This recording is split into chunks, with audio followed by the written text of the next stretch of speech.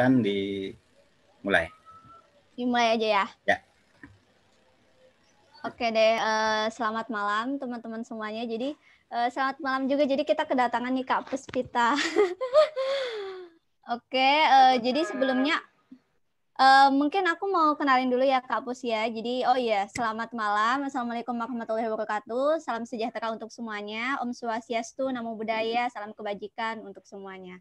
Nah teman-teman, jadi sebenarnya aku mau kenalin dulu nih Kak Pus, apa sih Mantra Perempuan. Jadi Mantra Perempuan itu salah satu program di Mubadalah.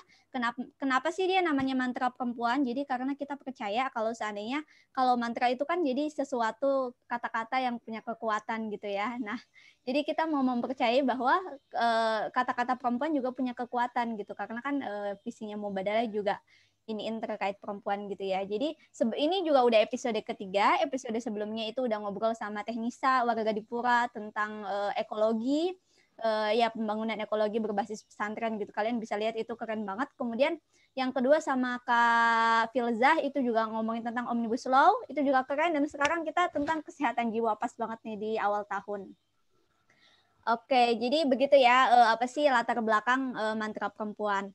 Nah, kita mungkin langsung aja kali ya. Nah, tapi sebelumnya aku mungkin mau ngenalin dulu nih Kak Puspita. Jadi Kak Puspita ini kita undang beliau karena beliau juga fokus di isu terkait kesehatan jiwa. Kesehatan jiwa atau kesehatan mental ya, sama aja kayaknya ya sebenarnya. Nah, Kak Pus juga itu aktif di namanya Sehat Jiwa, bisa di-follow ya, @sehatjiwa.id, begitu ya Kak ya? Nah, kemudian beliau juga dulu lulus dari psikologi UI, jadi pas banget kita ngobrolin terkait kesehatan jiwa sama lulusan psikologi gitu. Kita sama-sama lulusan psikologi nih ceritanya. Iya, betul. Oke, mau saya hai dulu Kak Put? Boleh. Halo teman-teman semua. Ini kalau di Mubadalah manggilnya apa nih ya gitu. Manggilnya salingar. Soalnya kita kesalingan gitu kalau diartikan Mubadalah itu. Oke. Halo semuanya. Senang banget hari ini bisa ngobrol-ngobrol sama teman-teman dari mungkin yang pengikutnya Mubadalah juga ya, pengikut Instagramnya ataupun media-medianya gitu. Karena isu kesehatan jiwa mungkin sekarang makin dekat aja gitu sama kita. Jadi kalau ada kesempatan untuk sharing mengenai hal ini ke orang lebih luas, aku sangat-sangat happy sih. Jadi terima kasih Mubadalah untuk ajakannya. Yeay, apalagi kita sangat happy. supaya jiwa kita juga pada sehat gitu di tengah pekerjaan dan lain-lainnya, di tengah deadline. Oke, jadi ada lagi Kak Put? Iya. Mungkin kalau dari aku, kita kan akan ngobrol-ngobrol aja ya sebenarnya gitu. Tapi mungkin aku perkenalan singkat sih. Tadi kan sudah sempat dikenalkan juga sama Tia gitu. Aku Puspita, tapi bisa dipanggilnya Putri sih sebenarnya, dari sehatjiwa.id. Sehatjiwa.id itu adalah suatu usaha sosial yang fokus dalam pemberian pendidikan kesehatan jiwa kepada masyarakat Indonesia gitu. Jadi ibaratnya kita fokus dalam membuat well-being kurikulum, membantu masyarakat Indonesia untuk nggak sampai kena gangguan jiwa nih. Jadi punya skill-skill dulu untuk bisa mengatasi masalah sehari-harinya gitu. Oke, berarti ini ya. Berarti fokusnya mencegah gitu ya Kak ya, bukan mengobati. Betul, mencegah melalui pendidikan gitu. Oke, melalui pendidikan. Wah, keren banget ya, bisa di-follow. Aku juga followers Sehat Jiwa. Iya. Oke. Iya benar. Nama Kak Put juga sebenarnya bukan Putri ya, tapi Puspita Alwi. Jadi cuma aku manggilnya Kak Put karena beliau lebih senang mengenalkan dirinya dengan nama Putri begitu. Oke, nah Kak Put, sebelumnya jadi itu udah agak tergambar sih. Jadi aku mau tanya juga nih Kak Put. Kita mungkin langsung karena ini tanya jawab, kita mungkin langsung nanya jawab aja kali ya Kak Put ya. Boleh. Oke. Nah Kak Put, aku mau tahu nih, sebenarnya kalau Sehat Jiwa itu apa sih Kak? Kan itu namanya platformnya Sehat Jiwa. Nah kalau seandainya apa yang definisikan gitu dengan kata Sehat Jiwa itu? Kata kesehatan jiwa. Oke. Iya, jadi sehat jiwa itu sebenarnya kesehatan jiwa ya. Itu konsepnya sebenarnya hal yang mungkin banyak orang yang salah artiin gitu Tia. Jadi banyak yang mikirnya itu ada dan tidak adanya gangguan gitu. Padahal sebenarnya kesehatan jiwa bukan hanya tentang ada atau nggak adanya gangguan, bisa jadi kita nggak punya kita punya gangguan, masih mungkin kita untuk sehat jiwa gitu. Jadi kesehatan jiwa itu sebenarnya ketika seseorang itu bisa tahu potensi dirinya, ini menurut WHO ya, bisa kenal potensi dirinya, bisa mengatasi stres sehari-hari, bisa bermanfaat untuk lingkungan di sekitarnya gitu. Nah, itu sebenarnya kesehatan jiwa gitu, hal-hal seperti itu. Tapi di masyarakat kita cenderung lebih yang ke negatifnya nih. Nggak tahu kalau kesehatan jiwa itu sebenarnya juga cara untuk bisa lebih produktif dalam hidup gitu, lebih punya kehidupan yang bermakna. Nah, itu sebenarnya jadi semangatnya di sehat jiwa juga nih, biar konsepnya itu bisa agak di-shift lagi gitu, karena kalau kita mikirnya itu gangguan, bisa dibilang kayak gini deh Tia, kayak pasti di keseharian kita ada aja momen di mana duh kok kayaknya nggak mau ngapa-ngapain ya gitu. Padahal sebenarnya kita ya nggak baik-baik aja, tapi mungkin ada masa-masa down yang kalau kita nggak coba memitigasi itu atau nggak coba mengurus perasaan atau emosi kita itu bisa jadi bom waktu gitu. Jadi banyak yang terjadi adalah ya udahlah kan gue nggak ada gangguan, gue aman-aman aja kok, saya aman-aman aja kok gitu. Tapi yang kita harus ingat lagi bahwa kesehatan jiwa itu kondisinya sangat-sangat dinamis. Bisa jadi hari ini kita baik-baik aja gitu. Terus seminggu lagi tiba-tiba ada kejadian nih, misalnya contohnya contohnya susah juga nih. Contohnya diputusin pacar gitu. Ada milenial di sini. Atau aku lihat atau misalnya di konflik sama rekan kerja misalnya. Nah, kalau misalnya konflik itu nggak diselesaikan, jadinya kan bisa berrentetan panjang. Besoknya bisa jadi kayak kalau ketemu orang nggak mau percaya lagi sama orang gitu-gitu loh. Hal-hal yang bisa menciptakan masalah-masalah yang lebih jauh lagi dari kehidupan kita gitu. Oke, berarti sebenarnya bukan tidak adanya gangguan gitu ya Kak ya, tapi kita lebih memaksimalkan potensi diri kita gitu. Betul, karena kalau misalnya kita ngomong dengan gangguan, tadi kenapa aku bilang bisa jadi dia punya gangguan tapi tetap punya kesehatan jiwa. Misalnya contohnya kayak gini, kalau teman-teman tahu, mungkin aku ngasih contohnya orang yang sama-sama kita kenal kali ya. Misalnya contohnya kayak Marshanda. Marshanda itu kan sebenarnya punya gangguan kan, dia bipolar gitu. Tapi kalau ditanya 3 unsur tadi, Marshanda punya nggak? Punya gitu. Marshanda bisa ngatasin masalah sehari-hari kok, dia tahu kok potensi dia apa dan lain sebagainya gitu, Ti. Jadi itu sih bukan berarti ketika misalnya kita nggak punya gangguan kita baik-baik saja, bukan berarti juga kalau kita punya gangguan kita nggak akan baik-baik selamanya gitu. Karena kalau kita mulai untuk melihat ke diri kita, coba nyelesain masalahnya satu-satu, mengenali emosi kita, maka lama-kelamaan nanti juga akan sampai tuh ke kehidupan yang produktif tadi dan bahagia gitu. Oke, berarti sebenarnya bukan ketiadaan ya, kayak Marshanda juga gitu ya. Contohnya itu kan viral banget ya, kita langsung hujat ramai-ramai gitu ketika ada kasus Marshanda beberapa tahun yang lalu. Oke, nah Kak Put, sebelum kita lanjut lagi, mungkin kita akan lihat iklan dulu ya. Jadi sebenarnya di sela-sela ngobrol itu nanti ada beberapa video yang akan ditampilkan gitu Kak Put. Jadi supaya kita juga rada beristirahat dulu. Nah, sebelum lanjut mungkin kita akan lihat dulu video teaser terkait perkenalan Mubadalah ya. Oke, silakan Bang Dul. Kita bisa close video dulu Kak Put, barangkali lelah. Mubadalah adalah media Islam dan gender yang membahas isu-isu kesalingan antara individu atau kelompok. Terinspirasi dari prinsip Islam yang rahmatan lil alamin, Mubadalah hadir untuk meneguhkan dan mempopulerkan nilai-nilai keadilan dan kesalingan, baik di keluarga maupun bermasyarakat, dengan menyajikan narasi-narasi yang ramah dan damai. Tema-tema keadilan dan kesalingan diharapkan dapat mencakup seluruh isu-isu seputar eksistensi dalam ranah pribadi, isu relasi dalam keluarga, sosial kemasyarakatan, isu peran negara, hukum, serta instrumen-instrumen global sejauh mana berkontribusi terhadap keberlanjutan yang berkeadilan. Karena menggunakan perspektif Islam, maka tema-tema yang dihadirkan media ini lebih banyak digunakan untuk menerapkan keislaman, yaitu bagaimana berinteraksi dengan sumber-sumber otoritatif dalam mewujudkan prinsip dan nilai kesalingan, terutama dengan Al-Quran dan hadis. Di samping dengan sumber-sumber pengetahuan yang lain yang sudah mengakar dalam tradisi Islam seperti ilmu tafsir, fikih, tasawuf, dan yang lainnya. Media ini diinisiasi oleh Faqihuddin Abdul Qadir yang saat ini sebagai founder Mubadalah Media. Kemudian, keredaksian kini digawangi oleh Zahra Amin sebagai pemimpin redaksi.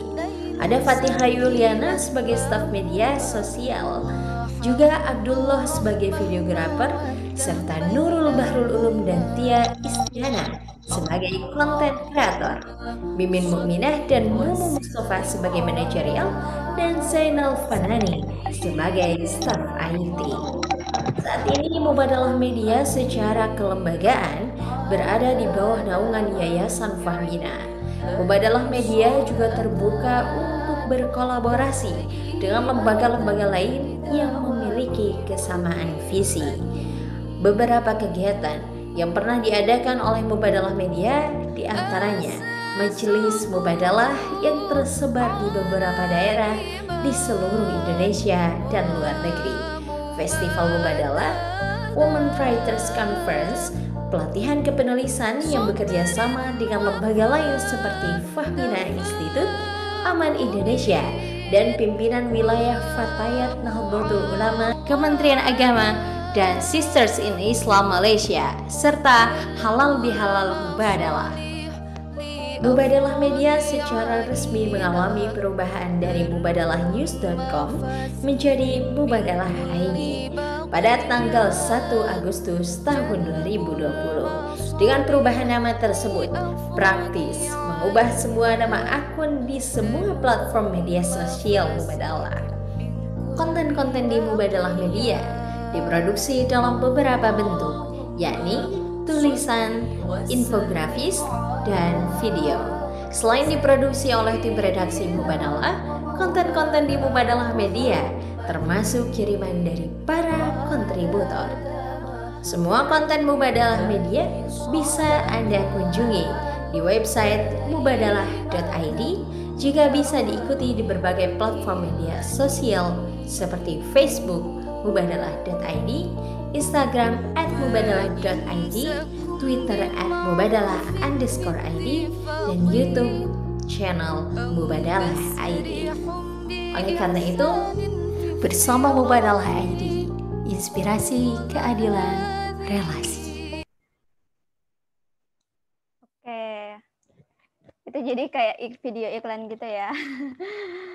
Nah, lanjut ya Kak Put. Jadi sebenarnya tadi kan udah dijelasin nih terkait gimana itu sehat jiwa. Nah, kemudian sebenarnya bukan hanya ketika ada gangguan aja gitu ya. Maksudnya ketika ada gangguan pun kita masih mungkin untuk sehat jiwa gitu ya nggak Kak? Nah, Kak, aku mau tahu sih Kak, kalau seandainya kondisi idealnya sehat jiwa itu gimana sih Kak? Jadi gimana kita bisa mengatakan diri kita, aku udah sehat jiwa belum ya gitu? Kan kita bertanya-tanya nih, aku juga masih bertanya-tanya. Apakah aku sehat jiwa nggak ya gitu? Karena kadang galau dan lain-lain gitu. Iya, itu menarik sih. Dulu banget waktu awal-awal sehat jiwa berdiri itu ada pernah yang nanyain kayak gini. Terus kalau gitu bedanya mager sama depresi apa Kak? Gitu. Itu pertanyaan yang menarik menurut aku karena kayaknya sih nggak pernah mager gitu kan. Jadi mungkin yang tadi ya Tia, fokusnya di kondisi tadi bisa produktif, mengatasi masalah sehari-hari, tahu potensi diri, sama bermanfaat untuk bisa berkontribusi untuk lingkungan ya. Itu kan 4 itu. Nah, jika dalam waktu yang lama salah satu dari itu nggak bisa terjadi gitu misalnya, dalam artian dalam waktu yang lama kok ngerasanya nggak tahu ya hidup tuh harus ngapain gitu misalnya. Tapi lama nih kayak 3 bulan, 4 bulan tuh galaunya tuh bertahan gitu. Nah, itu mungkin mulai butuh perhatian gitu. Tapi sih kalau dari aku pribadi, kan tadi kita udah bahas ya kalau kesehatan jiwa itu bom waktu ya, dan sangat-sangat dinamis. Kalau ada, aku selalu percaya kayak gini sih, kalau ada perasaan yang muncul gitu ya, mau negatif, mau positif, kita boleh loh untuk visit perasaan itu saat itu juga gitu. Kayak, oh lagi sedih ya, kenapa ya sedih gitu? Karena dibanding kita nunggu seminggu gitu ya, berpikir kayak kok dunia kayak gini, kok dunia berantakan gitu, kok masalah semua, terus itu aja yang kita pikirin, tapi kita nggak pernah connect dengan diri kita dan perasaan kita. Nah, di situ yang jadinya jadi masalah tuh. Jadinya kecenderungan untuk masalahnya lebih kompleks tuh jadinya lebih mungkin gitu kejadian gitu. Itu sih. Jadi kalau kamu tanya, memang secara psikologi itu ada range waktunya tertentu, misalnya 3 bulan atau 6 bulan biasanya ya, kalau suatu masalah sudah terjadi. Tapi kalau menurut aku, karena karena kita tidak tahu gitu kan, harus psikolog yang mendiagnosa, psikolog dan psikiater lah yang mendiagnosa sesuatu itu gangguan atau enggak. Makanya lebih baik kita mencegah nih dengan connect dengan diri dan perasaan kita gitu. Karena aku percaya ketika misalnya perasaan itu muncul gitu kan, tadi kayak dia bilang kok galau ya gitu, itu kayak tubuh kita dan perasaan kita lagi berbuat baik loh, kayak dia lagi ngetok pintu dia terus ngomong kayak, Tia lihat aku dong, aku lagi galau nih gitu. Tapi kita sebagai manusia kecenderungannya adalah kayak mengabaikan. Kok kayak gini aja galau sih, apalagi kalau masalahnya masalah-masalah buat dia doang kenapa saya galau sih gitu, padahal kan itu perasaannya udah ngasih sinyal ya, kayak pasti udah ada rasa nggak enaknya, itu kan tanda sebenarnya. Dibanding kita tolak, lebih baik kita kayak ya selamat datang, ada apa gitu. Jadi menyelamat datangi kesedihan dan kegalauan gitu ya. Jadi kita berusaha connect. Iya juga sih Kak, aku juga jadi ngerasa kalau kayaknya aku jarang connect sama diri aku dan menyadari perasaan negatif itu setelah lama gitu ya. Terus kok begini aja ya, kok aku down, nggak ngapa-ngapain gitu. Padahal harusnya kita harus membuka dari awal gitu ya. Connect. Nah, Kak, ini nyambung lagi nih. Gimana cara kita connect sama diri kita sendiri? Apakah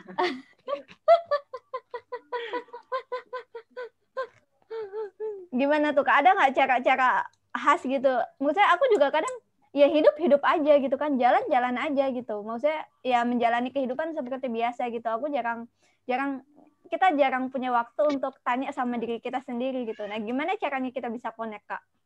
Iya. Sebenarnya udah terjadi ketika corona awal-awal datang. Itu kayak kita lagi punya waktu sama diri kita sendiri, tiba-tiba kita kayak perasaan itu kan kayak lebih intens ya. Kenapa tadi menarik dia bilang kayak hidup ya jalan-jalan aja Kak. Karena kita kan sibuk ya dengan rutinitas kita. Misalnya sebagai pekerja Kak, sebagai mahasiswa atau sebagai siswa, pasti kita punya kesibukan yang udah jadi rutinitas kayak gitu. Kayak misalnya berangkat jam 8, pulang jam 4. Oh, oke gitu. Tapi kita yang lupa kita lakukan itu adalah berhenti gitu untuk ngelihat hari ini tuh ada apa sih gitu. Dari hari ini yang seperti itu tuh ada perasaan apa aja sih yang muncul gitu. Karena keengganan kita untuk melakukan itulah yang menjadikan lama-lama ini juga kekhawatiran sehat jiwa ya. Di mana dunia makin bergerak gitu kan, masalah teknologi dan semua kecanggihan makin banyak, tapi kita sebagai manusia makin kosong gitu. Iya betul. Jadi lama-lama kita menjalin sesuatu itu udah kayak oke, ini rutinitas saya gitu, tapi nggak tahu ini saya ini buat apa sih gitu. Jadi meaning dari apa yang kita lakukan, apa yang kita rasakan jadinya hilang gitu karena kita lupa berhenti tadi. Jadi kalau dia tanya gimana cara terkoneksinya adalah sederhana ya, ini sesederhana. Tapi kalau nggak mulai dilakukan bakal susah gitu.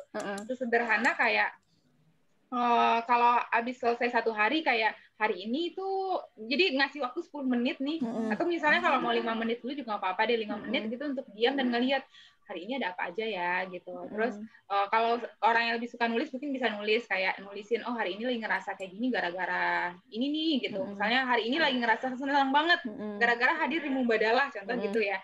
Dan itu nggak cuma emosi negatif yang harus kita sadari Tia, tapi juga positif.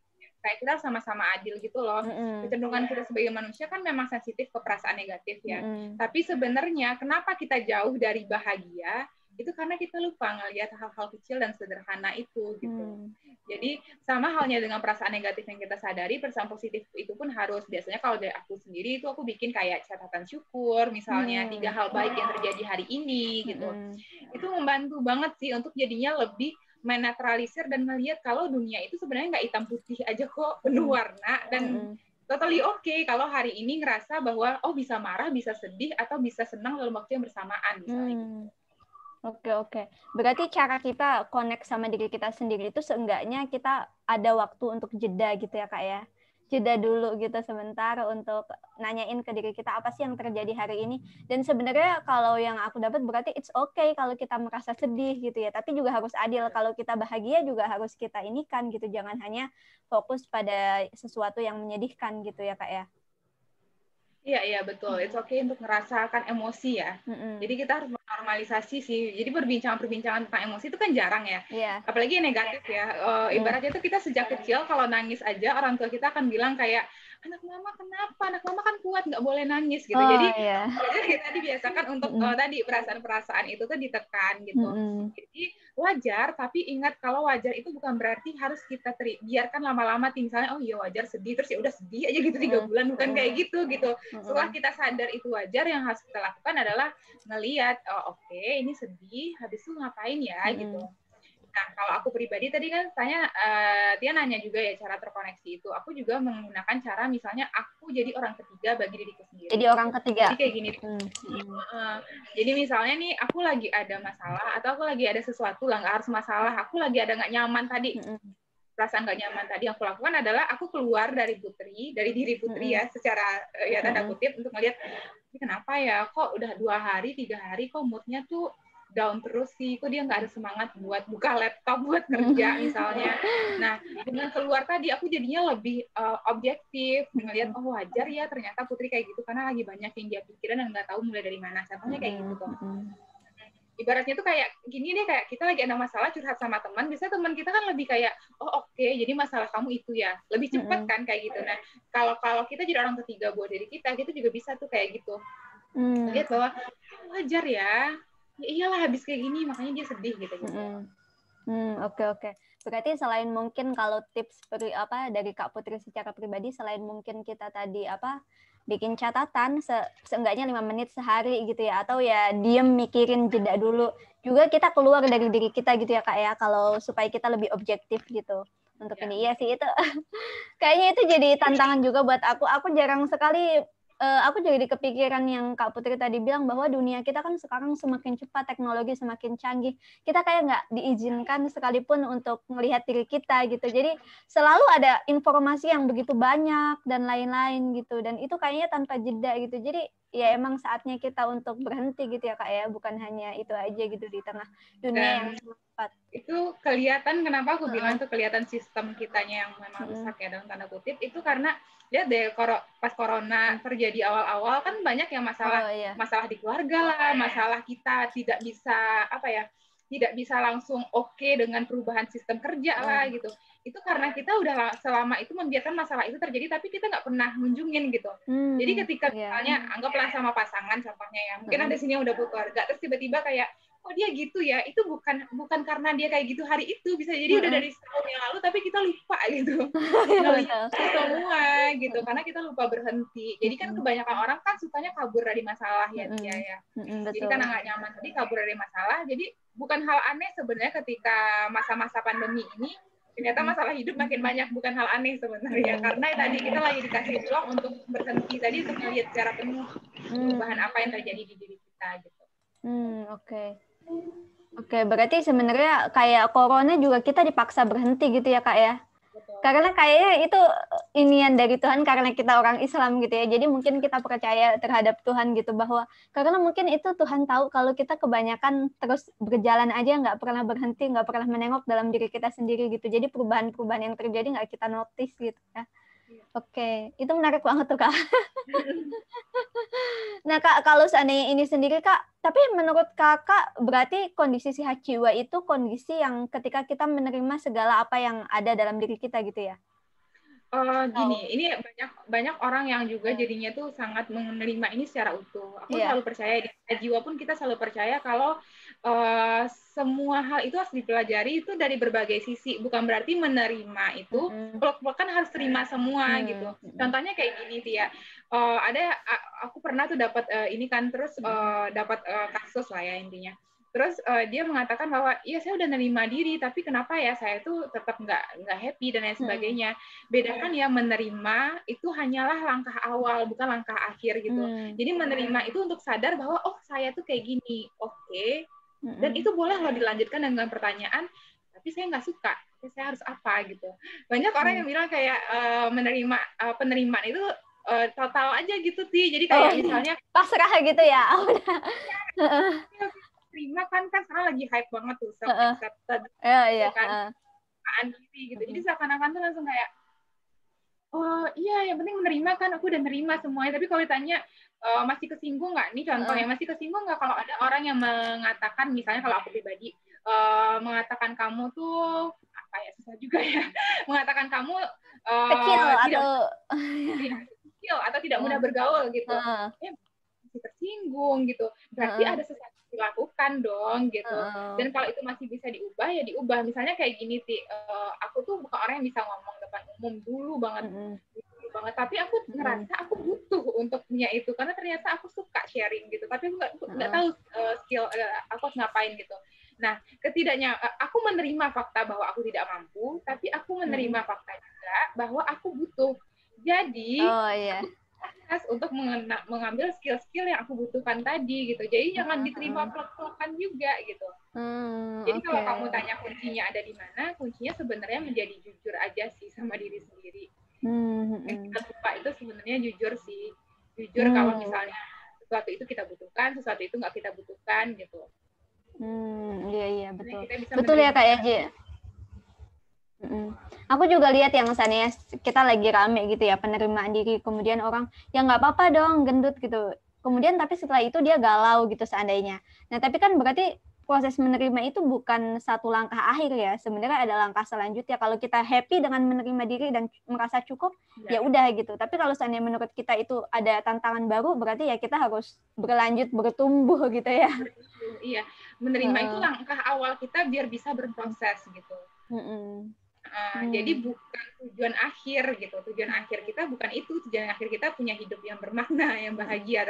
Terserah ya teman-teman punya tujuannya masing-masing. Tapi menerima cara kita mempercepat tuh. Jadi kan banyak orang berubah nggak mau berubah itu karena dia tuh menolak ya. Nggak mungkin lah saya kayak gini gitu. Nggak mungkin lah itu kan kata orang aja. Jadi nggak menerima fakta-fakta yang ada gitu. Sehingga prosesnya untuk bertumbuh tuh makin jauh. Jadi menerima itu adalah step awal biar bisa bertumbuh dan akhirnya bisa berproses. Oke Kak. Nah Kak, aku bertanya-tanya sendiri sih pada akhirnya gitu kan dalam hidup ya Kak ya, maksud saya kita selalu ada sesuatu yang kadang kita nggak bisa terima itu gitu, atau sesuatu yang menyakitkan dan pasti selalu ada masalah gitu Kak, entah masalah kecil atau masalah besar, dan gimana cara kita tetap sehat jiwa di tengah itu semua gitu? Maksudnya apakah sebenarnya kita harus selalu sehat jiwa atau sebenarnya ya it's okay gitu? Aku bingung deh mengatakannya. Tapi ini kan setiap kita punya masalah gitu ya. Ya karena hidup iya. Bahkan kalau di kelas-kelasnya sehat jiwa ini kalau teman-teman ini bisa juga nanti ikut kelas-kelasnya. Ya, itu bisa. kita selalu bilang kayak gini kayak hidup itu tuh kumpulan masalah memang gitu. Jadi kumpulan masalah dalam artian kita itu akan selalu ketemu sama banyak pintu dan kita nggak tahu pintu mana yang harus dibuka untuk dapat jawaban langsung dari ketakutan kita kah, keinginan kita nggak pernah tahu gitu. Kadang ada trial error-nya dulu gitu. Jadi kalau ditanya apakah wajar seseorang itu ada masa-masa down-nya, wajar banget, tapi jangan kelamaannya itu sih. Jadi kita manusia ya, bukan robot. Bukan berarti orang yang sehat jiwa terus-terusan nggak mungkin dong kan. Iya betul. Jadi kayak kita lebih ke kesadaran aja sih, ke kesadaran bahwa oh ini masalahnya udah kelamaan nih nyangkut di hidup saya gitu, udah mulai membahayakan fisik atau mental saya. Nah itu momen kita juga harus mulai menyelesaikan gitu. Tapi bukan berarti ketika sedih kita langsung kayak kok kayak ini aja sedih sih kan. Kemarin misalnya contohnya kata Kak Putri tuh hidup tuh harus sehat jiwa dan bahagia. Nah itu kan jadinya salah karena kita menolak emosinya gitu. Jadi sebenarnya lebih memanusiakan diri sendiri sih kuncinya ya di kesehatan jiwa. Manusiakan diri sendiri sama melihat hidup itu sebagai proses termasuk datang dan perginya masalah. Oke, termasuk datang dan perginya masalah ya. Jadi dunia ini kumpulan masalah dan hidup adalah proses untuk menerima termasuk datang dan perginya masalah. Oke, itu quote yang oke banget Kak. Oke, jadi sebenarnya bukan kita menghindari masalah tapi menerimanya karena hidup juga kumpulan masalah gitu ya Kak ya. Gini sih, kalau aku biasa analogikan, aku memang pendekatannya positif psikologi ya, sehat jiwa gitu. Jadi, ibaratnya kita kapal nih, kita punya pulau impian kita nih, entah apapun, pasti Tia sama aku beda nih pulau impiannya gitu. Yang nggak bisa kita kontrol apa, Ti? Aku tanya deh. Yang nggak bisa kita kontrol takdir. Kita lagi di lautan nih, yang nggak bisa kita kontrol. Oh, oke. Ombak, cuaca. Ombak dan cuaca. Ya anggap aja ombak itu masalah tadi. Kita nggak akan pernah tahu apa yang akan terjadi di hidup kita yang akan mendorong kita maju lebih cepat atau mendorong kita ke belakang lagi gitu. Tapi yang bisa kita kontrol lakukan kita adalah kita sebagai nahkoda kapalnya bisa tahu nih kapan harus berhenti. Kalau persediaan makanannya mulai mau habis, kira-kira kapal Tia di sebelah ada nggak ya yang saya butuhkan gitu? Atau kapal yang sebelah lagi ada nggak ya, ini udah mulai habis nih peralatan mandi misalnya, karena kayaknya lagi jalan. Terus kayaknya ketok pintu Tia deh, gitu-gitu loh. Sadar kapan harus nyari bantuan, sadar kita kapan harus berhenti gitu. Dan melihat sebenarnya apa sih yang lagi terjadi gitu. Oke. Jadi kalau sesuatu yang berada di luar kita dan kita out of control ya udah gitu ya. Tapi kita bisa mengkontrol yang ada dalam diri kita sendiri, kapan berhenti, kapan lanjut, kapan lebih cepat gitu ya Kak ya. Betul. Oke Kak. Nah Kak, aku mau tahu nih garisnya seandainya kan kayak yang tadi ya kita contohkan orang hidup aja mereka menjalankan rutinitas seperti baik-baik saja gitu. Nah, garis antara sehat jiwa dan enggak itu di mana ya Kak ya? Maksudnya kan kadang aku juga ngerasa aku nggak apa-apa kok, aku baik-baik aja gitu. Aku menjalani rutinitasku gitu. Dan masalah nggak ada gitu dan it's okay gitu. Nah, kemudian garisnya itu di mana Kak? Apakah ya aku bingung sih mempertanyakannya. Iya, garisnya di mana gitu intinya. Ya, garisnya tadi sih diangkat itu sih ketika kamu udah mulai ngerasa kamu nggak bisa ngatasin lagi masalah kamu sehari-hari. Misalnya kayak kena macet aja, padahal sekarang udah nggak ada macet ya. Tapi misalnya dulu tuh kalau aku ngasih kena macet aja tuh biasanya biasa banget. Tapi sekarang tuh lebih gampang marah misalnya. Atau misalnya kamu tuh udah tahu adik kamu atau orang tua kamu cara bercandanya tuh kayak gitu misalnya. Tapi tiba-tiba kok lebih sensitif ya gitu-gitu. Jadi masalah sehari-harinya tuh mulai susah diselesaikan, terus dia nggak bisa lagi produktif, terus nggak tahu lagi dirinya tuh apa sih yang dia punya gitu. Jadi udah hilang gitu loh. Sama nggak bisa ngasih kontribusi lagi untuk lingkungan. Itu sih 4 itu gitu. Udah lama warningnya gitu. 4 tipe itu ya, bermanfaat, kemudian produktif ya Kak ya? Bisa mengatasi masalah sehari-hari sama tahu kekuatan dirinya apa gitu. Karena tadi kita bisa punya masalah tapi selama misalnya kita tahu tapi saya punya kekuatan ini. Kalau aku nih contohnya sih, misalnya masalahnya banyak nih terus tapi aku tahu aku orang yang suka belajar, aku anaknya kepoan. Jadi udah ketika ada masalah yang aku cari adalah aku cari deh apapun informasi tentang ini gitu. Jadi selama kita tahu kekuatan diri kita, ya itu bisa dikategorikan bahwa semuanya masih mungkin diselesaikan. Tapi tadi lagi-lagi yang bisa mendiagnosa kan psikolog dan psikiater ya. Betul. Kalau misalnya kelamaan dalam artian kayak 3 bulan emosinya tuh stagnan di situ aja. Atau 3 bulan tuh kamu kabur terus dari masalah. Kamu tahu ada masalah tapi kabur terus. Nah itu mungkin mulai dicari sih. Oke Kak. Nah Kak, aku mau nanya, kan kita udah ngobrolin di mana batasannya, kemudian dan lain-lainnya. Kalau Kakak sendiri selama aktif di isu ini, menurut Kakak apa sih yang penting gitu? Apa manfaat dari kita punya sehat jiwa? Sebenarnya tadi udah ada disinggung sih ya, tapi aku mau tahu lebih jelas gitu. Manfaatnya dari punya kesehatan jiwa yang baik. Manfaatnya itu sebenarnya adalah kita lebih otentik aja gitu dan hidup lebih tenang. Itu yang aku ingin ya. Jadi sebenarnya kalau bisa dibilang aku adalah orang yang cenderung kalau belajar tentang kesehatan jiwa atau apapun yang aku lakukan sekarang, aku juga melakukannya di keseharian aku gitu. Jadi kebanyakan orang itu misalnya kayak sekarang nih teman-teman ikut belajar di sini tuh baik banget, tapi sebenarnya yang menentukan kesehatan jiwa, pendidikan kesehatan jiwa atau ilmu tentang kesehatan jiwa itu faedah dan nggak faedah itu ketika dipraktekkan gitu. Jadi faedahnya sebenarnya ketika kita belajar tentang kesehatan jiwa dan tahu tentang kesehatan jiwa itu adalah kita ketika menjalani hidup kita ada masalah, kita mungkin stres tapi kita tahu itu wajar gitu. Gimana sih? Jadi nggak mendramatisir sesuatu atau kayak ngelihat sesuatu tuh nggak jadi pintu terakhir gitu loh. Kita masih tahu masih ada harapan, masih ada hal yang bisa dilakukan gitu. Kalau jatuh masih tahu ini masih bisa bangkit gitu loh. Jadi itu sih manfaatnya dan lebih nggak kosong dalam menjalani hidup ya. Jadi yang kita lakukan kita tahu kita ngelakuinnya buat apa dan kita bisa lebih kalau bisa dibilang bahagia bisa jadi bahagia gitu karena tadi kita tuh udah nggak ada beban dan lihat masalah kayak masalah berikutnya selamat datang gitu. Jadi kayak udah connect gitu ya. udah menerima gitu kalau ya udah makanya. Oke. Dan mungkin hal yang ini karena kita lagi ini ya Islam juga gitu, banyak banget yang mengaitkan ini dengan kurangnya iman itu sering banget. Iya betul. Seandainya kalau kita galau, kurang iman sholat gitu ya. Nah itu gimana tuh Kak? Ya, sebenarnya yang aku pelajari dan aku juga jadinya maknai ya setelah beberapa tahun ini, sebenarnya tidak semata-mata kurang iman, apalagi kalau udah punya gangguan ya. Betul.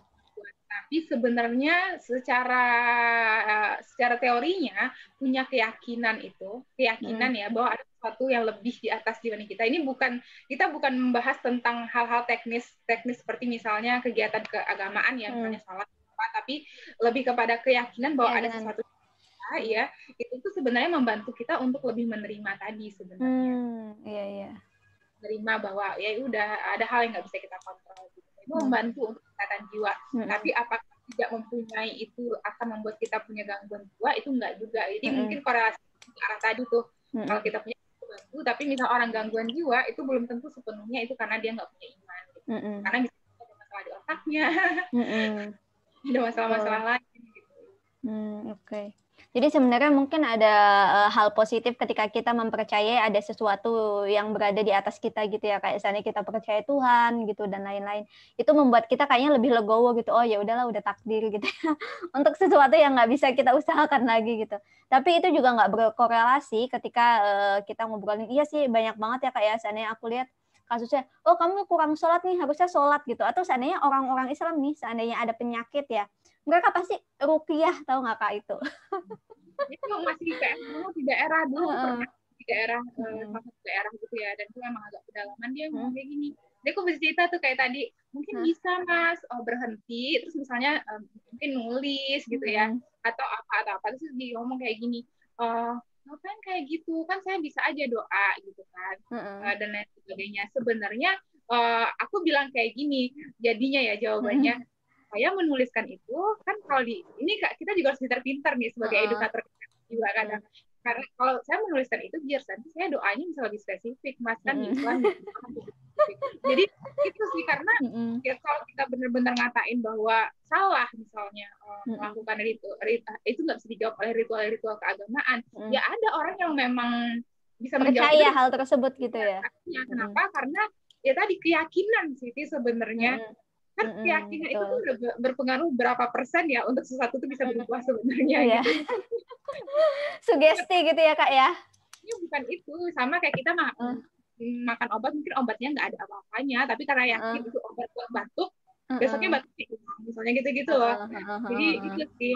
Jadi kalau menurut aku terlepas dari itu semua, kita bisa tetap melakukan, kita tentunya harus wajib melakukan ritual-ritual keagamaan atau itu, tapi bisa didampingi juga dengan apa yang ada di kontrol kita kan. Kita juga ada berusaha ya dia ya. Kalau misalnya berusaha dan lain sebagainya itu kan tentang berserah ya. Tapi kita ada PR juga, kayak kita berusaha yang bisa kita usahakan ya tadi terkoneksi dengan diri. Kalau udah nggak bisa ya kita cari bantuan profesional. Gitu. Betul.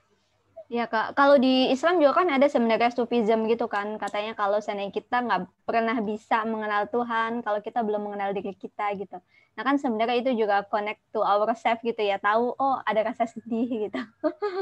Yang tadi Kakak bilang itu, oh ya ada rasa sedih, ayo diterima gitu, jangan dibiarin aja sampai berminggu-minggu gitu. Ini PR juga sih untuk aku sendiri. Tapi itu wajar banget sih, percayalah kalau itu sesuatu yang harus dilakuin secara rutin dulu. Karena kalau misalnya dibilang sekarang tuh, misalnya besok kamu coba, akan ada momentumnya di mana capek gitu. Gitu.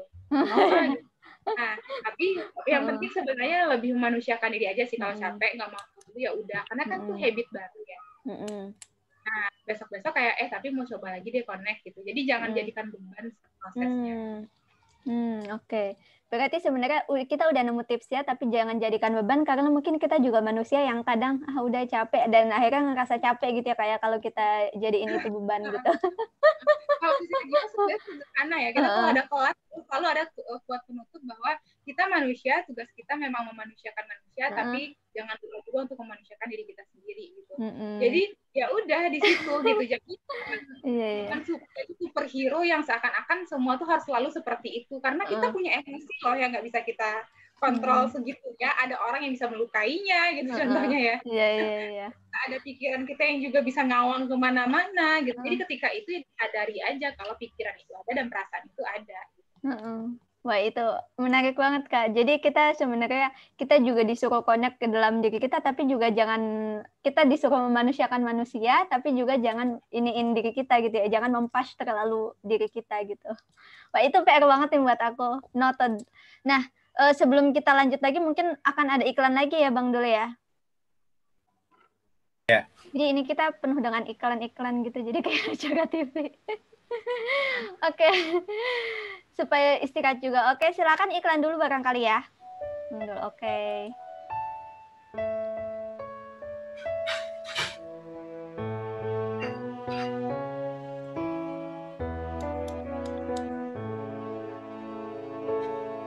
Sholli wa sallim iman ala Ahmad wal ali wal ashabi man qad wahada huwa khalaqahuma min nafsin wahidah fabatha minhuma rijalan wa nisaa.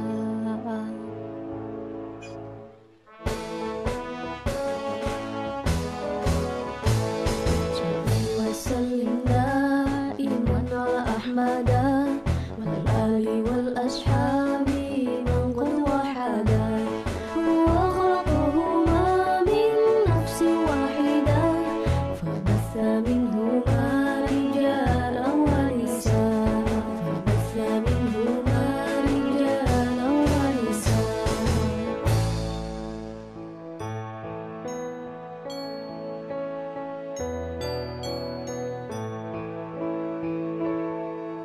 إنه لن نعيش حياة طيبة إلا بجندنا رجالا ونساء إنه لن نشهد حياة عادلة إلا بعدلنا رجالا ونساء إلا بعدلنا رجالا ونساء.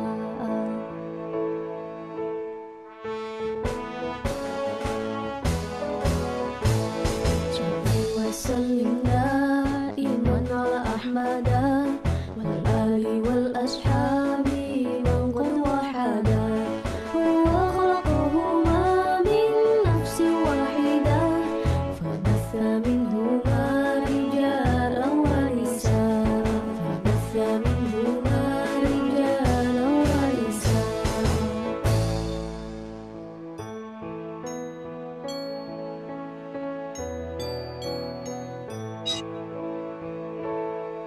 صل وسلم دائما على أحمد والآل والأصحاب من قد وحدا هو خلقهما من نفس واحدة فبث منهما رجالا ونساء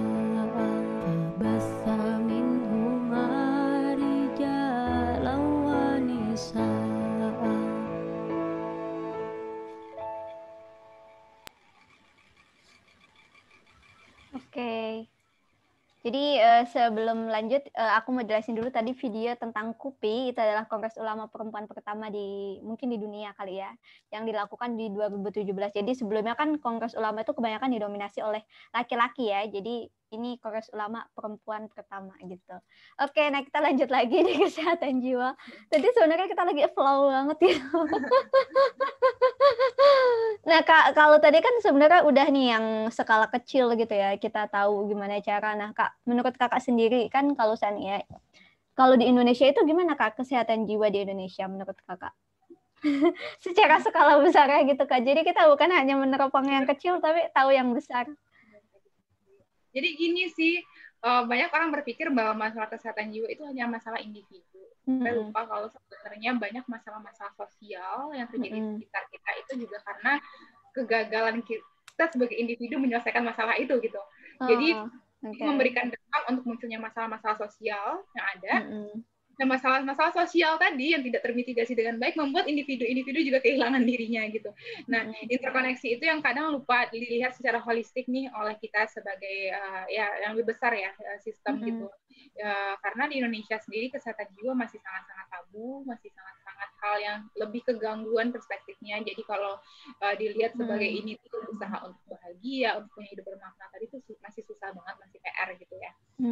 Karena di Indonesia sendiri kalau teman-teman tahu ada sekitar gangguan emosionalnya aja nih ada sekitar 15 jutaan, profesionalnya yang ada 1.100-an, 1.500-an gitu. Bayang nggak?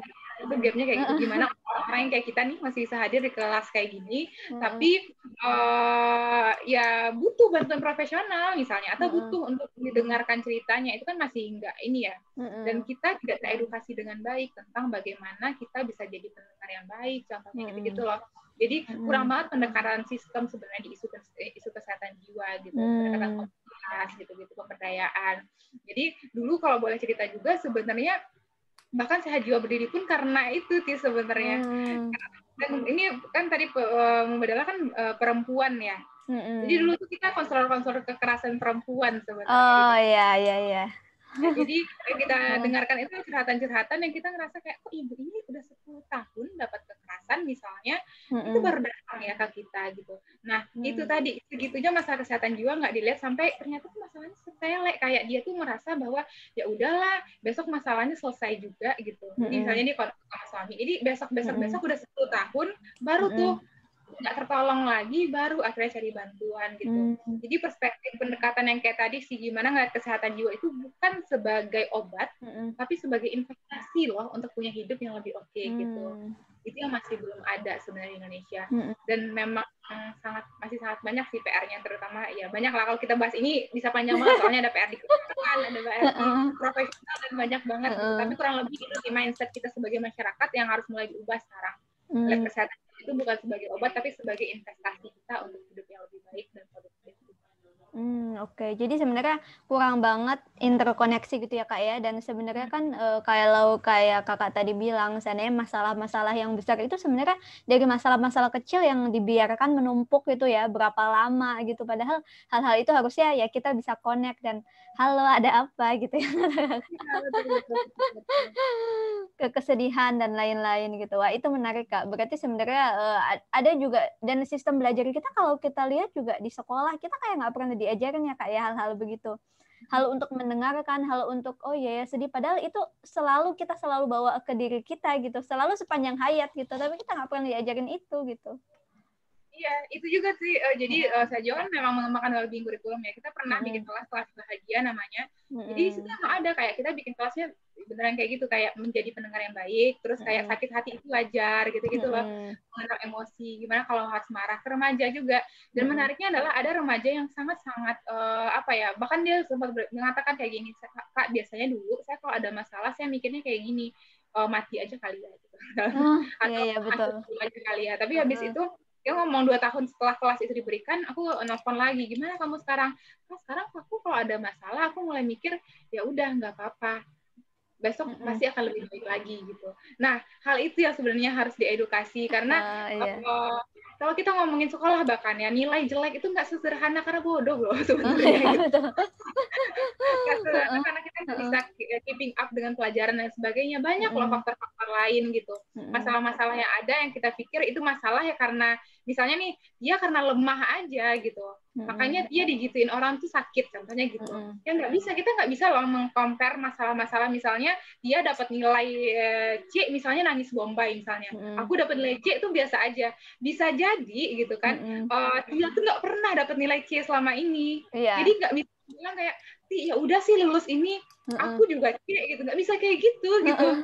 Karena itu nilai C pertamanya Tia, jadi itu sih kecenderungan masyarakat kita untuk melomba-lombakan perasaan kayak yang mana yang lebih berat dari mana, masalah mana yang lebih berat dari mana, padahal sebenarnya ya itu balik ke individu merasakannya gitu. Betul. Ya Kak, aku setuju banget tuh sama yang karena sebenarnya rasa sakit itu kan sangat subjektif ya maksudnya. Ya. Bahkan hal yang remeh kayak kalau kita kedinginan atau kita kepanasan juga kan itu sangat, menurut Kakak mungkin segini itu belum panas, menurut aku mungkin panas gitu. Apalagi rasa sakit gitu ya. Mungkin menurutku nilai C begitu menakutkan, sementara mungkin menurut Kakak oh biasa aja seandainya gitu. Iya ya, itu juga sesuatu yang kadang kita nggak inikan gitu. Menarik banget Kak. Aku jadi dapat banyak insight malam ini. Nah Kak, ini pertanyaan yang tadi aku tanyakan sebenarnya aku masih penasaran, jadi mau aku tetap tanyain. Nah Kak, menurut Kakak sendiri kan kayak yang orang, mungkin kita menyebutnya kalau orang Indonesia, karena bukan yang psikologis ya, mungkin orang gila gitu. Padahal kan mungkin itu orang yang gangguan jiwa gitu. Nah, mereka itu kelihatannya bahagia dan lain-lain gitu. Kan kita kayak nganggap, mereka hujan-hujanan dan lain-lain nggak sakit loh, mereka bisa ketawa-ketawa loh gitu. Nah itu gimana menurut Kakak? Apakah mereka sebenarnya itu sehat jiwa atau enggak atau gimana gitu? Ya, mereka bisa belajar nggak? Kantor nggak? Masih uang nggak? Jadi kondisi yang mereka alami memang udah ada gangguan gitu. Entah memang ada bagian di otaknya memang terganggu, atau misalnya memang luka-luka tadi yang kita bilang awalnya kecil-kecil kayak luka dicubit tapi lama-lama jadi luka berdarah bagi mereka gitu kan, dan udah nggak tahu tuh kayak akar masalahnya apa, sehingga yang mereka bisa lakukan ya udah kayak ya yang terlihat itu, misalnya dia misalnya hujan-hujanan atau apa ya, karena ada disonansi tadi gitu, kayak udah nggak sesuai dengan norma-norma lagi, karena kan kita sebagai manusia juga ada norma masyarakatnya ya, ada norma-norma lainnya gitu.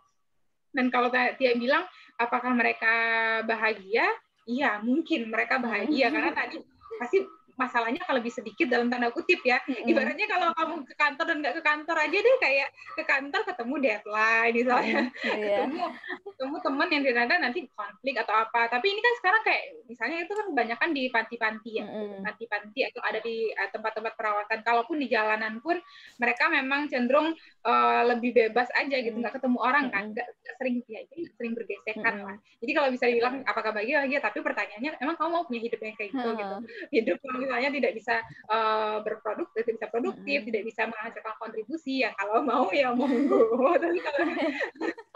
Tapi itu sih balik ke situ sih sebenarnya. Iya betul. Kan kita hidup bukan hanya untuk itu gitu ya. Kalau seandainya dalam Islam kita karena kebanyakan orang Islam gitu, jadi kan hidup untuk bermanfaat yang kayak Kak Put tadi bilang gitu kan, bahwa ya kalau orang gila kan nggak bisa begitu juga ya. Iya. Penasaran banget ya. Oke, nah Kak, sebenarnya ini udah semua sih, pertanyaannya sudah terjawab semua, tapi ada lagi nggak sih Kak yang mau Kakak sampaikan gitu terkait kesehatan jiwa ini? Kalau aku sih, dari aku pribadi sebenarnya ada 3 hal yang penting ketika kita ngomongin kesehatan jiwa ya. Jadi pertama itu penting banget kayak kita tuh open mind. Open mind tadi tuh kayak yang aku bilang, kalau misalnya masalah pengalaman dan apa yang dihadapi orang tuh beda-beda gitu. Dia terlahir dari keluarga yang mungkin beda, kita nggak pernah tahu bagaimana gitu. Jadi apapun misalnya kalau Tia cerita misalnya nanti sama teman-temannya yang ada di sini gitu kan, terus dia cerita ya bukan berarti Tia itu salah gitu, bisa dengerin aja dulu bagaimana Tia bisa sampai ke titik itu, gimana Tia jadi Tia yang seperti ini gitu kan. Kenapa cara Tia melihat masalah seperti ini, pasti ada penyebabnya gitu. Jadi alih-alih mengatakan bahwa Tia misalnya tidak pantas merasakan sesuatu, atau siapapun yang kita temui ya tidak pantas merasakan sesuatu, lebih baik kita melihatnya tuh secara ini aja, objektif aja gitu, kayak oh oke, Tia kayak gitu karena kata Tia kayak gini gitu. Jangan dicampur adukan dengan standar-standarnya kita gitu. Itu open mind, jadi itu sama open heart. Open heart itu yang tadi aku bilang, jujur lah gitu. Jadi kalau sesuatu sudah terasa, percayalah itu kita lagi dikasih, kalau aku bilang Tuhan lagi berbuat baik sama kita untuk ngasih tahu kita, hey Putri, lagi ada sesuatu yang nggak baik nih, boleh nggak tengok dikit gitu. Jadi alih-alih menolak gitu kan, lebih baik kita mengunjungi tadi sinyal-sinyal yang dikasih. Ibaratnya kalau fisik tuh lebih gampang banget deh. Fisik kalau kita jatuh, kita langsung kayak ngeliat kayak, ini kenapa, luka nggak ya? Kita langsung kayak gitu, saya jatuh nih kena lutut gitu. Tapi untuk hati kita sendiri, kita nggak pernah loh benar-benar lakuin itu gitu. Jadi lebih jujur, lebih terkoneksi, sama open, yang terakhir itu open will sebenarnya. Open will tuh belajar tahu tentang kesehatan jiwa itu baik, tapi jadikan itu jadi kesehatan harian kita gitu. Jadi kan kalau saya juga selalu ngomong tuh kayak obrolan tongkrongan. Jadi kalau ada apa-apa besok ketemu Tia tuh nggak cuma nanya, Tia kerjaan ini udah kelar belum? Nggak cuma itu, tapi kayak Tia, Tia kenapa? Kok tiba-tiba kok lihatnya beda dari kemarin misalnya. Itu juga jadi kan obrolan-obrolan yang lebih ini gitu. Dan terakhir sih jangan terlalu keras sama diri sendiri sih, kayak belajarlah untuk mengatakan terima kasih dan maaf ke diri sendiri gitu. Karena itu sebenarnya yang kita butuhkan sih. Dan yang paling bisa memberikan itu diri kita sendiri gitu. Kita kalau mengharapkan itu dari orang lain nggak pasti kapan akan datang kata terima kasih dan maafnya, tapi kalau kita secara rutin memberikan itu ke diri kita sendiri, jadinya kita juga baik gitu ke diri kita. Dan harapannya kita jadi lebih jujur juga akhirnya sebagai manusia gitu.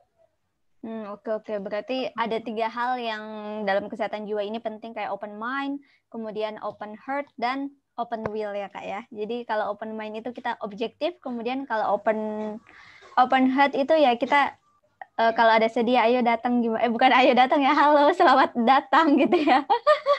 Jadi kayak gitu kan. Kemudian juga open will gitu ya, kita mau berubah dan mau melakukan itu. Nah Kak, sebenarnya yang terakhir ini aku jadi pertanyaan lagi sih. Ini pertanyaan aku terakhir sebelum nanti nanya ke yang lainnya ya. Nah kan tadi kita nggak boleh keras sama diri kita sendiri. Tapi kan sometimes gitu, kalau kita mau berubah ya nggak sih Kak, Sania? Kalau kita mau mencapai sesuatu, kadang orang tuh bilang ya kamu harus ini dong, harus berlatih dong, harus bekerja keras dong gitu. Nah itu gimana Kak? Nah ini lagi nih, maksudnya berbuat baik itu tuh bukan berarti kita berbuat baiklah dengan standar kita. Sebenarnya jadi jujur sih, Ti. Kayak kalau kamu merasa kamu lari extra miles untuk sampai ke pulau impian, kamu larilah. Tapi ketika kamu sambil lari itu jatuh, bilang ke Tia, maaf ya aku jatuhin kamu gitu. Dia mau berhenti dulu nggak? Kamu mau berhenti dulu ya, nggak apa-apa Ti, berhenti dulu. Butuh waktu berapa lama gitu. Nanti kita jalan bareng. Gitu-gitu loh. Terus ketika misalnya Tia dapat sesuatu, Tia berani juga mengatakan bahkan sekecil apapun ya, karena terutama bagi teman-teman yang mungkin udah selesai pendidikannya ya, udah masuk ke dunia kerja, kita tuh udah nggak tahu loh sebenarnya akhir dari semua ini tuh apa gitu. Ibaratnya tuh standar prestasi itu makin nggak kelihatan gitu. Kalau dulu kan kayak IP segini, jadi mahasiswa berprestasi misalnya gitu, lulus cum laude gitu kan. Nah setelah masuk dunia kerja kayak banyak aja definisi gitu, kayak tiba-tiba orangnya harus masuk S2 misalnya, kerja di perusahaan multinasional, nikah gitu. Nah bukan berarti kalau misalnya kita nggak dapat sesuatu dari itu kita nggak ngomong kayak keren nih, makasih ya Put ya bisa dapet itu gitu. Karena belum tentu pencapaian itu jadinya makin sering terjadi. Jadi hal-hal kecil sesederhana kayak lebih mungkin bangunnya lebih teratur sekarang, berani mulai coba olahraga nih, makasih ya Put gitu. Yang gitu-gitu loh, lebih sering berterima kasih dengan hal-hal kecil gitu. Karena kalau hal besar tadi kita nggak pernah bisa kontrol, dan hal besar tadi menurut aku lebih cocok dijadikan dalam framework berpikir bahwa itu tuh proses gitu sih. Jadi Kak, jujur pertama, kalau kamu emang mau larilah gitu, tapi sadar kalau lari itu bakal ketemu ombak, bakal jatuh, dan ketika itu semua terjadi jangan terlalu keras gitu. Karena wajar dong, yang dikejar juga tinggi misalnya. Iya.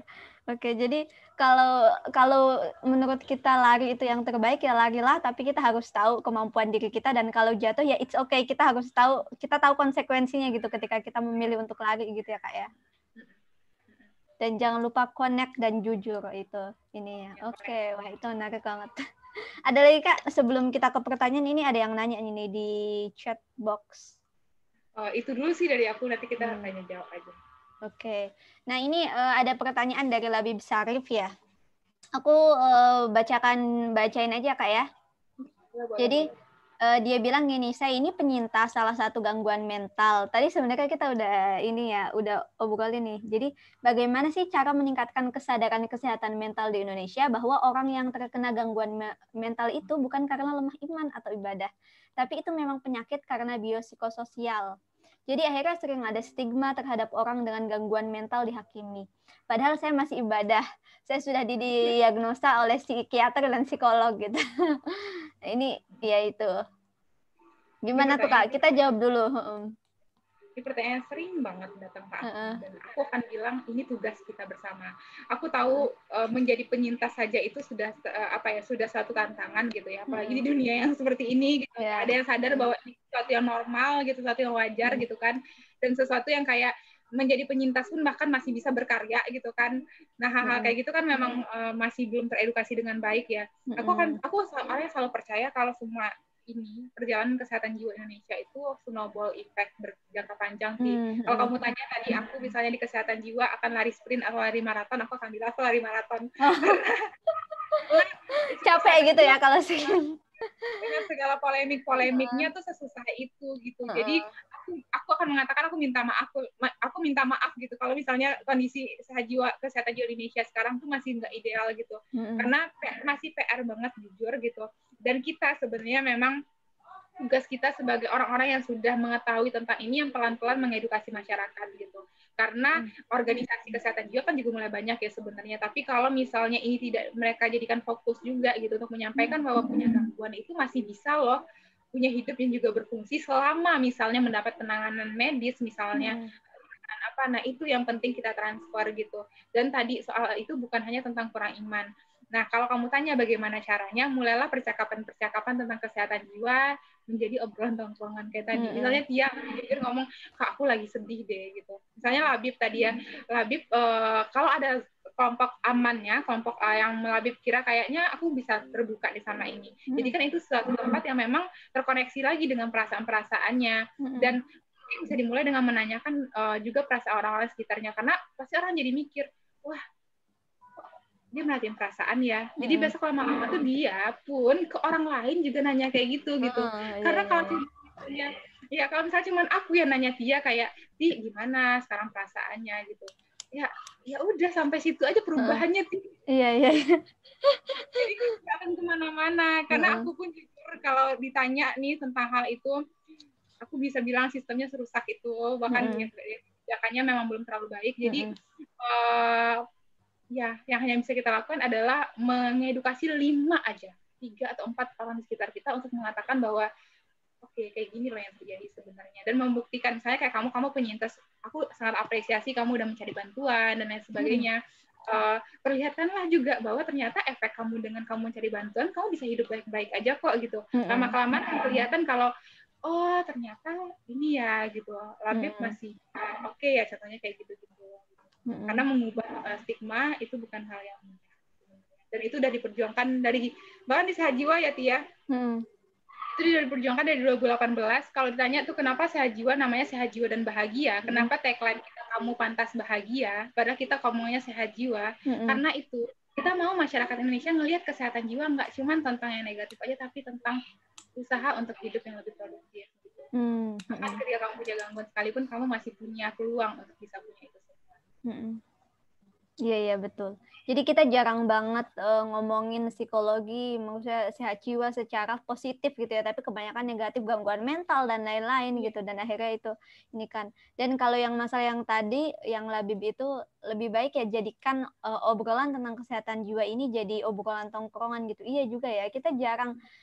Seandainya kita nih nanya ya, kamu udah nikah belum? Kamu cepetan nikah. Padahal harusnya kan kita nanya ya, kamu bahagia nggak dengan nggak menikah seandainya, atau kamu bahagia nggak sekarang gitu. Oh kalau kamu bahagia it's okay gitu kalau kamu nggak menikah gitu. Iya boleh lah kayak gitu. Ya gitu. Ya tapi gitu sih. Dan memang jadinya kan banyak juga penyintas-penyintas yang nggak terbuka ya dengan gangguannya. Jadi memang masih dilihatnya sangat-sangat negatif juga jadinya. Memang harus ada suara-suara juga dari penyintas ini, bukan dalam artian memang mengapakan ya Tia, tapi lebih kayak oh iya saya penyintas tapi saya seperti ini loh, lihat kan proses teman-teman bertumbuh juga gitu. Karena masyarakat akhirnya akan melihat kayak oh orang penyintas pun masih punya harapan ya gitu. Apalagi kalau kamu dengan fakta kamu ikut kelas ini, kamu berarti masih bisa berpikir juga dong, maksudnya hal-hal yang kayak gitu. Dan ya itu sih, jadi semangat. Ini PR memang masih panjang. Iya, ini PR masih panjang, makanya larinya juga lari maraton ya Kak ya. Nah, kalau yang tadi itu pertanyaannya dari FB ya Kak. Nah, sekarang barangkali teman-teman yang di Zoom masih ada yang mau nanya dulu?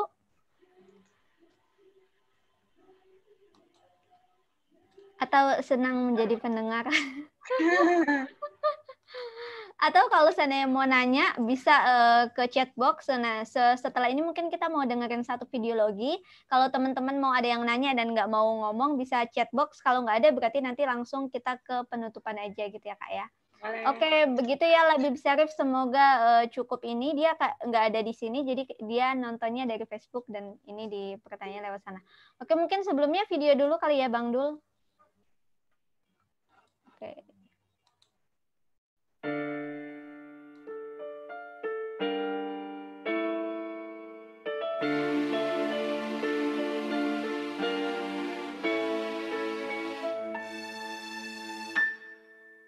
Salatullah, salamullah ala Taha Rasulillah. Salatullah, salamullah ala Yasin Habibillah. Salatullah, salamullah ala Taha Rasulillah. Salatullah, salamullah ala Yasin Habibillah. Jaga hati, jaga relasi, jangan kau norai, jangan khianati. Jaga istri, jaga suami, jangan kau sakiti, jangan tak peduli. Bila hati sudah bersih, penuh cinta, buang benci, saling sayang, saling setia, lalu saling melayani. Jaga keluarga, jaga tetangga, jangan bikin susah atau sengsara. Jaga bangsa, jaga semesta, jalin kasih, pupuk cinta. Salatullah, salamullah ala Taha Rasulillah. Salatullah, salamullah ala Yasin Habibillah.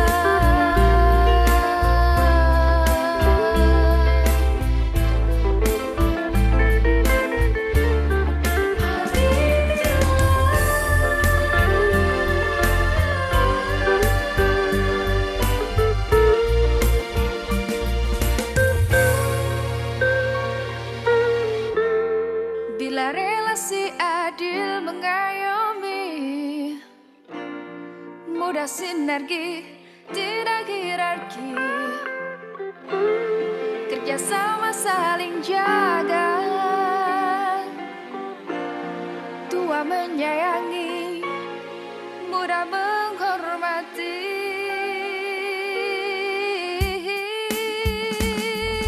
Salatullah, salamullah ala Taha Rasulillah.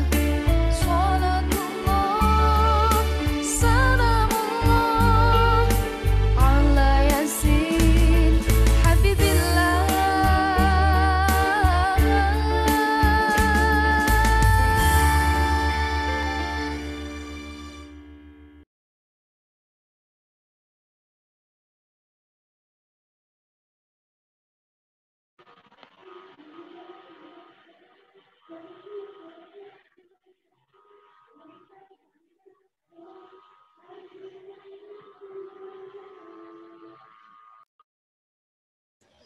Halo Tia.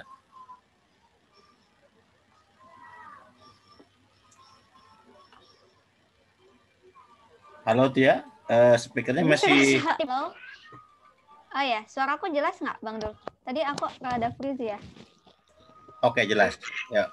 Oh iya, maaf. Biasa koneksi. Oke, teman-teman barangkali aku coba cek ya di chat box, berarti nggak ada yang bertanya ya, atau mau ada yang nanya dulu dari Zoom? Iya, boleh banget. Kalau Assalamualaikum. Waalaikumsalam. Oh ya, Perkenalkan, iya, halo Mbak Tia. halo Yuli. Oke, gimana Yuli? Ya Iya, silakan perkenalkan dulu. perkenalkan dulu. Ini suaranya jelas nggak ya, Mbak? Jelas. Oke. Perkenalkan, nama saya Izmi Diana. Di sini saya mau tanya nih Mbak tentang, kan kebetulan saya juga masuk ke masuk jurusan kesehatan gitu ya. Nah, biasanya sering banget nih kalau kalau kita itu punya pola makan yang nggak sehat gitu.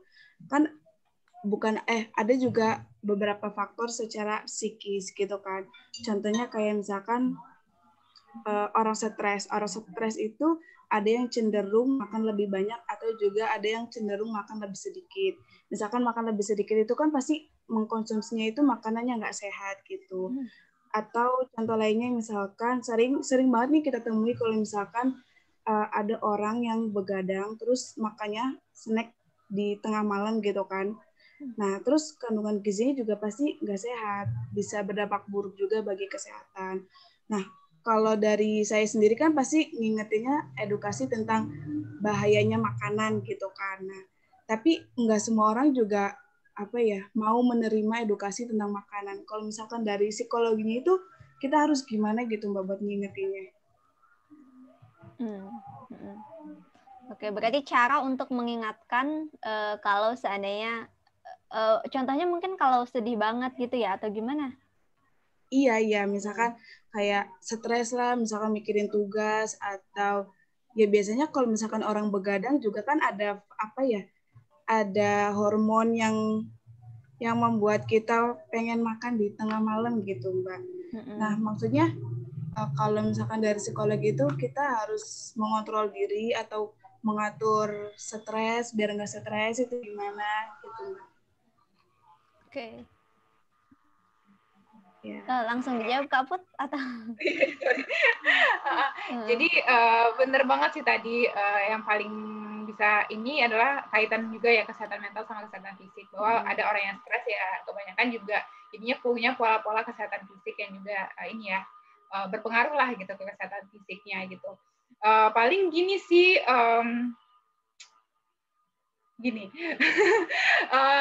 kalau aku tadi agak bingung sama pertanyaannya, apakah mengedukasi itu maksudnya membuat mereka jadinya berhenti atau memang lebih kayak jadinya tuh gimana mengelola stres biar nggak sampai ke tingkah laku yang tidak sehat tadi, misalnya mungkin membuat mereka obesitas dan lain sebagainya gitu kan.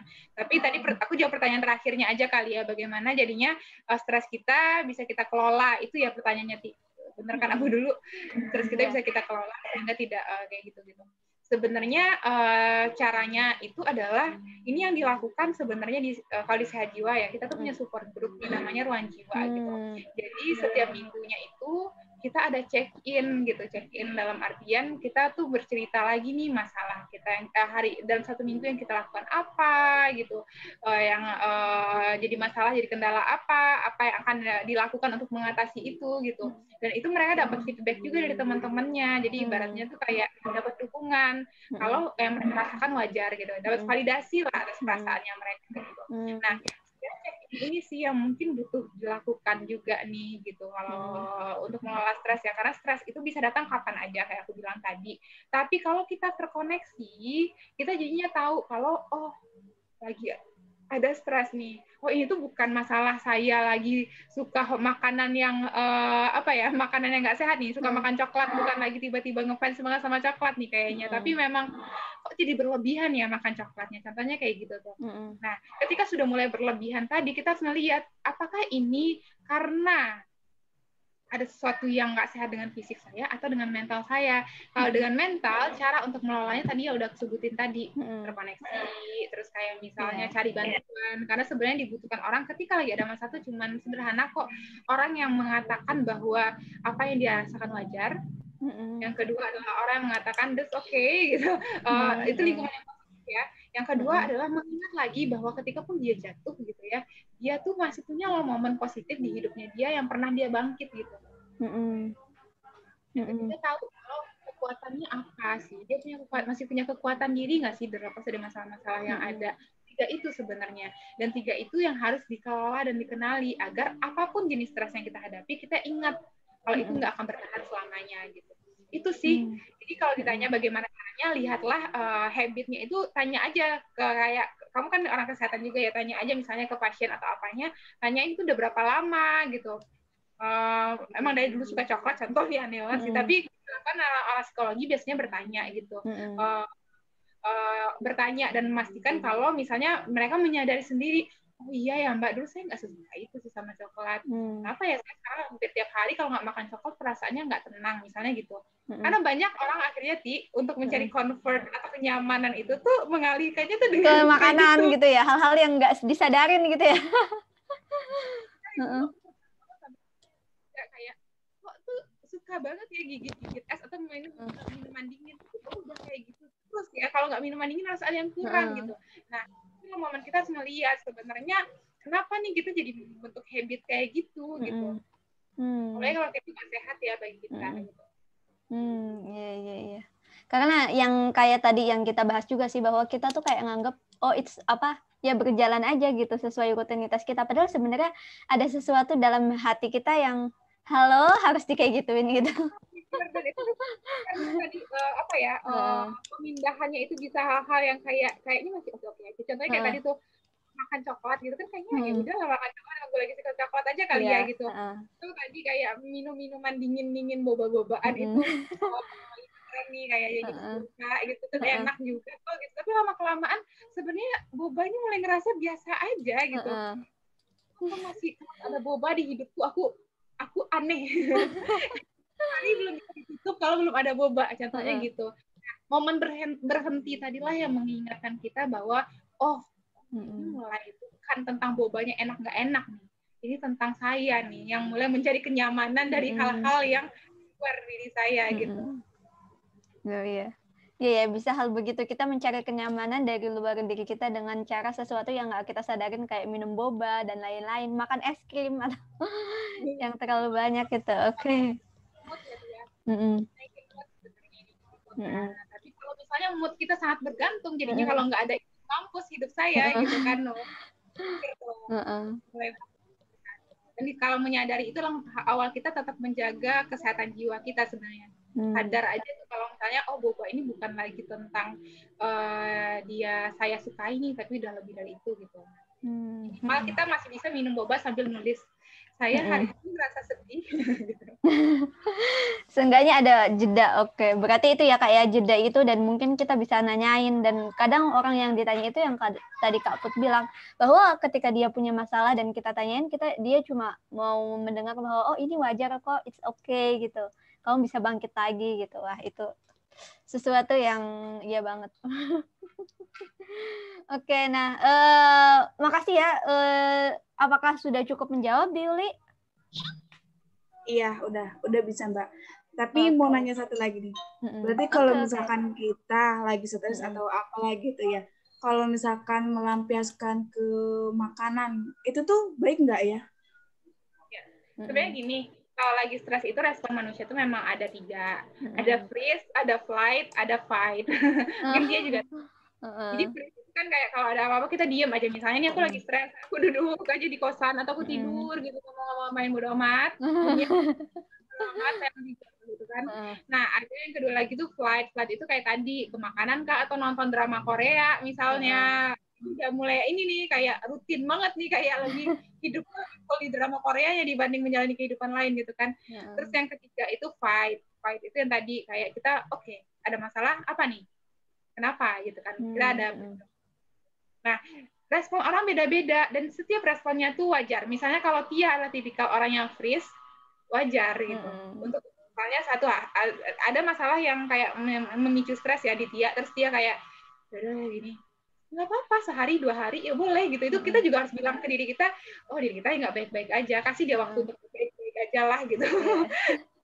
Tapi kelamaan di satu pola itu yang nggak sehat. Misalnya freeze terus atau flight terus, nonton Korea terus. Nonton Korea kan nggak menyelesaikan masalah hidup utama ya, tentu saja. Atau flight itu kayak ya tadi ada masalah, oke, apa jawabannya. Orang yang fight terus juga ada lelahnya loh. Kita kan bukan robot ya. Kayak betul. Bilang kenapa perjalanan kesehatan jiwa harus dilihat proses seumur hidup karena itu gitu. Karena masalah selalu ada juga ya Kak ya. Udah kayak misalnya ada tahu nih semuanya, kayak aku misalnya tahu nih misalnya ya, terus aku tahu hidup yang paling hal paling waras aku lakukan adalah aku fight gitu. Tapi nggak boleh kayak gitu, aku harus ingat aku manusia yang harus tahu juga kapan kabur dulu gitu, kapan nge-freeze dulu gitu, karena kalau nggak akan lelah banget gitu kalau kita fight. Oke. Jadi yang kayak tadi ya, kelamaan satu pola yang nggak sehat sebenarnya. Dan pada akhirnya harus ada momen fight-nya. Ngerti nggak maksudku? Harus ada momen fight-nya, karena masalahnya tetap harus diselesaikan. Kalau nggak akan hilang. Bisa jadi masalahnya hilang karena kita lupa. Contohnya kadang stres hari-hari itu bisa datang pergi ya Tia. Kayak misalnya hubungan yang rusak dengan rekan kerja. Misalnya berantem nih. Besok-besok minggu 2 minggu sebulan kayak ya udahlah, emang dia orangnya kayak gitu. Sebenarnya pemakluman yang kita lakukan, tapi sebenarnya bisa jadi ketika kita ketemu lagi sama orang itu di masa depan, kita konflik lagi. Jadi kita akan berpikir, ya gue kayaknya nggak pernah bisa deh kerja sama orang yang kayak gini. Kita langsung simplify. Padahal sebenarnya kita nggak pernah benar-benar menghadapi orang itu untuk menyelesaikan nih. Kenapa ya kita konflik terus? Ya, contohnya gitu, Ti. Apa nih pola komunikasi apa yang kita perbaiki? Karena kalau misalnya sudah selesai dengan orang ini, kalau ketemu orang yang kayak dia lagi, aku udah kayak oke. Ini gitu. Itu bedanya kita menyelesaikan masalah. Iya. Berarti sebenarnya kalau kita diem dulu, nge-freeze dulu, atau seandainya kita ya itu flight dulu, makan dan lain-lain, it's okay, tapi nggak boleh kelamaan, dan suatu saat kita juga harus fight gitu. Oke, yang terkonek itu ya sama diri kita sendiri gitu. Wah, ini oke banget Kak. Sip. Nah, lainnya ada lagi Yuli gimana? Iya udah bisa kejawab Mbak. Makasih. Siap, sama-sama. Aku juga jadi tergambar. Makasih pertanyaannya Yulia. Oke, ada lagi teman-teman yang ingin bertanya atau menanggapi dan lain-lain?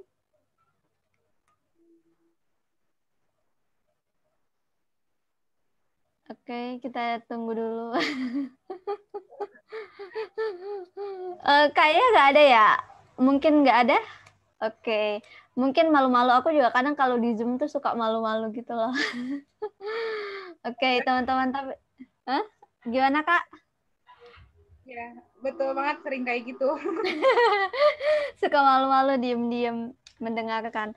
Oke, teman-teman, makasih banyak yang udah hadir baik di Zoom atau di Facebook atau di YouTube. Makasih banyak.